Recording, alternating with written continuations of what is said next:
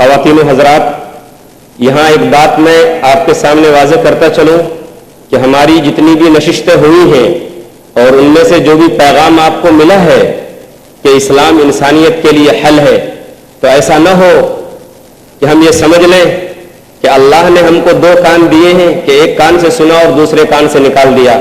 ایسا نہ ہو کہ آپ آئے، بیٹھے اور چلے گئے، نشستند گفتند برخاستند، ایسا نہیں ہو، بلکہ ہونا یہ چاہیے۔ تبھی ہماری یہ کانفرنس کامیاب ہے، تبھی ہمارا علماء دین کا یہاں بلانا، اس میں ہم کامیاب ہیں، تبھی علماء کرام کی تقریریں اور اسکالرز کی تقریریں ہمارے لیے کامیاب ہیں کہ ہم اس پیغام کو عام کریں، ہم اس میسج کو لوگوں تک پہنچائیں کہ دیکھو واقعی اسلام انسانیت کا حل ہے، انسانیت کے تمام مسائل کا حل پیش کرتا ہے۔ اور تعلیم کے میدان میں ہم آگے بڑھنے کی کوشش کریں، تعلیم کو عام کریں۔ تعلیم روشنی ہے اور جہالت تاریکی اور اندھیرا ہے۔ ایک سوال لیتے نور الدین بھائی کا جو دائی ہیں، ان کا سوال یہ ہے کہ نوجوان ایسے اسکولوں میں پڑھتے ہیں جہاں دینی تعلیم نہیں دی جاتی، ایسے حالات میں ان نوجوانوں کو دین کی طرف رغبت دلانے کے لیے سب سے بہتر اور مؤثر طریقہ کیا ہے؟ بھائی نے سوال کیا سب سے بہتر اور مؤثر طریقہ کیا ہے؟ سب سے بہتر اور مؤثر طریقہ جو یہ ہے کہ ہم اسے قرآن دیں، قرآن کا ترجمہ ان کو پڑھنے کے لیے کہیں، ہم انہیں ان مجلسوں میں لے جائیں جن مجلسوں میں دین کی بات ہوتی ہے، ہم انہیں مسجدوں سے جوڑیں، ہم ان کے لیے الگ سے کوئی پروگرام رکھیں، ان کے لیے الگ سے کچھ کلاسیں چلائی جائیں جہاں وہ دین بھی سیکھ سکیں، کیونکہ دنیا کمانے کے لیے ہم بہت کوشش کر رہے ہیں، دنیاوی تعلیم دینے کے لیے بہت سارے پیسے ہم لگا رہے ہیں تاکہ ہم کو پیسہ آئے گا، تو اسی طریقے سے دین سمجھنے کے لیے ضروری ہے کہ ہم اس میں بھی پیسے لگائیں، اچھے ادارے کا انتخاب کریں جہاں قرآن و حدیث کی روشنی میں بات بتائی جاتی ہے، وہاں جائیں، اچھے اچھے لوگوں کو بلائیں اور ان کے سامنے ان کو بیٹھائیں تاکہ ان سے وہ کچھ نصیحت حاصل کریں۔ تو یہ چند چیزیں ہو سکتی ہے جس کے ذریعے نوجوانوں کی اصلاح میں اچھا قدم ہو سکتا ہے، اور ساتھ ساتھ دعا بھی کرتے رہیں۔ ابراہیم علیہ السلام ہمیشہ دعا کرتے تھے کیونکہ دعا یہ مومن کا ہتھیار ہے۔ واللہ اعلم بالصواب۔ یحییٰ پرویز HSC، ان کا سوال یہ ہے کہ اگر میرا دوست غلط راستے پر جائے تو کیا میں اس سے دوستی قائم رکھ سکتا ہوں؟ بھائی نے کہا کہ میرا دوست اگر غلط راستے پر جائے تو کیا میں اس سے دوستی قائم رکھ سکتا ہوں؟ تو یہاں غلط راستے کی بھی آپ کو تحدید کرنی پڑے گی کہ غلط راستہ کون سا ہو سکتا ہے۔ اگر آپ اس کا ساتھ چھوڑ دیتے ہیں تو وہ اور زیادہ غلط راستے میں جا سکتا ہے۔ اگر ایسی بات ہے تو آپ اس کا ساتھ نہ چھوڑیے، دعوت و تبلیغ کا کام حکمت کے ساتھ آپ جاری رکھیے۔ لیکن اگر ایسا کام ہے کہ بغیر ساتھ چھوڑے ہوئے کام بنتا ہی نہیں تو ساتھ چھوڑا جا سکتا ہے۔ لیکن میں یہ کہتا ہوں، اور نبی صلی اللہ علیہ وسلم کیا دوستانہ جو تھا دوسرے لوگوں کے ساتھ، وہ آپ کو یاد دلاتا ہوں کہ شرک سے بڑی کوئی چیز ہو ہی نہیں سکتی۔ لیکن نبی صلی اللہ علیہ وسلم اپنے چچا ابو طالب جو مشرک تھے، کافر تھے، آخری دم تک اس کے ساتھ رہے، یہاں تک کہا کہ آپ آخری وقت میں بھی کلمہ پڑھ دے تو میں اللہ کے پاس آپ کے لیے سفارش کر دوں گا۔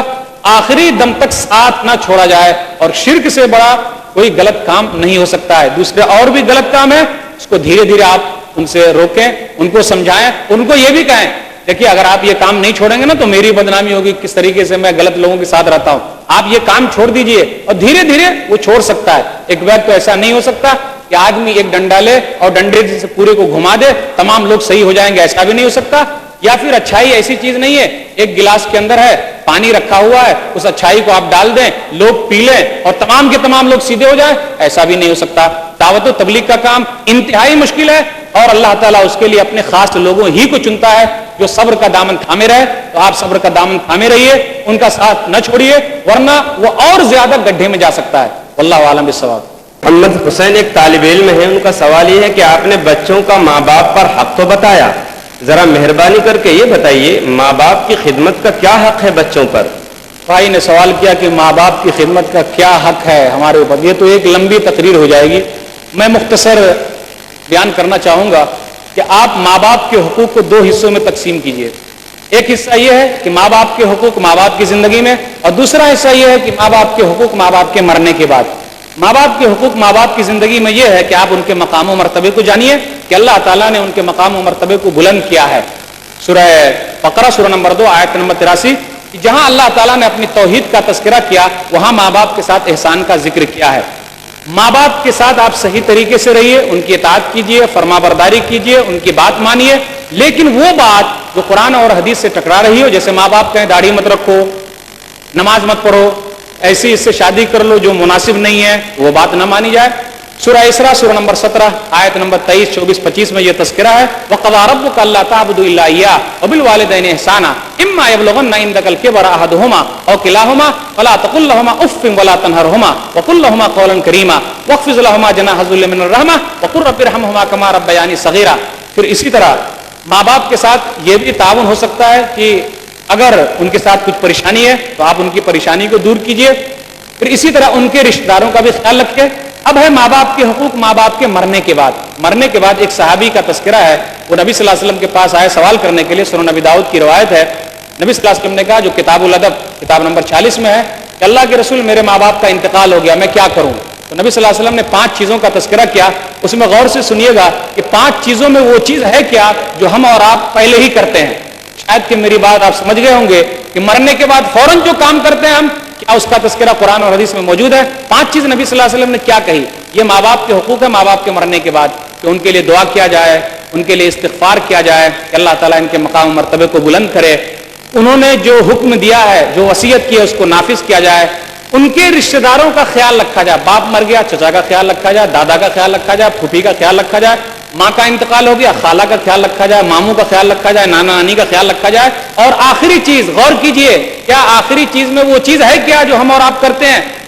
کہا ان کے دوستوں کا خیال رکھا جائے۔ ان 5 چیزوں کا تذکرہ نبی صلی اللہ علیہ وسلم نے کیا کہ ان کے جو دوست تھے، جیسے باپ ہے باپ کے دوستوں کا خیال رکھا جائے، ان کے دعوت دی جائے، ان سے ملا جائے، ماں کی سہیلیوں کا خیال رکھا جائے، یہ سب چیزیں ہیں۔ پھر اس کے بعد اگر ان کے روزے چھوٹ گئے تھے، حج نہیں کیا تھا لیکن ارمان تھا تو حج کیا جائے، ان پر قرض تھا تو قرض کو چکایا جائے۔ یہ چند حقوق تھے جن کو میں نے مختصر طور پر آپ کے سامنے رکھی۔ واللہ عالم بالصواب۔ جزاک اللہ شیخ ثناء اللہ صاحب مدنی، ہم آپ تمام حضرات کی طرف سے شکریہ ادا کرتے ہیں، ان کے مشکور ہیں۔ میں اسی کے ساتھ مولانا ثناء اللہ مدنی کو الوداع کہتا ہوں۔ جزاک اللہ خیرا۔ Allah